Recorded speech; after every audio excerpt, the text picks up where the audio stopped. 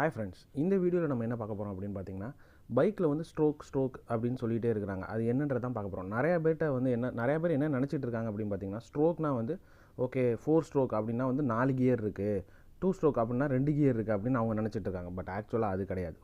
ஸ்ட்ரோக்குன்றது என்னன்னு பார்த்தீங்கன்னா, நார்மலாக நம்மளோட பைக்கில் யூஸ் பண்ணுற இன்ஜின்ஸு இல்லை காரில் யூஸ் பண்ணுற இன்ஜின்ஸ் எல்லாமே வந்து இன்டர்னல் கம்பஷன் இன்ஜின்ஸ்னு சொல்லுவாங்க.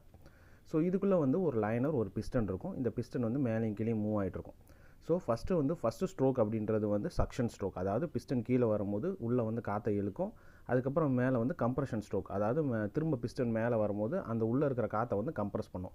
ஸோ இந்த காற்றை கம்ப்ரெஸ் பண்ணுறதுனால அது ஹீட் ஆகும். அந்த டைமில் வந்து ஃபியூலை இன்ஜெக்ட் பண்ணுவாங்க.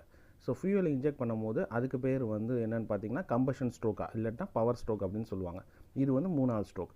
இது உள்ள பவர் ஸ்ட்ரோக் வந்த உடனே மறுபடியும் உள்ளுக்குள்ளே வந்து எக்ஸ்ப்ளோஷன் நடக்கும். பிஸ்டன் அந்த ஃபோர்ஸில் வந்து திரும்ப கீழே இறங்கும். கீழே இறங்கும்போது பார்த்திங்கன்னா உள்ளே வெடித்து அந்த காற்று இருந்துச்சு பார்த்திங்களா, அது எல்லாமே வந்து எக்ஸாஸ்ட் வழியாக வெளியே வந்து சைலன்சர் வழியாக வெளியே போயிடும். இதுக்கு பேர் வந்து எக்ஸாஸ்ட் ஸ்ட்ரோக்னு சொல்லுவாங்க.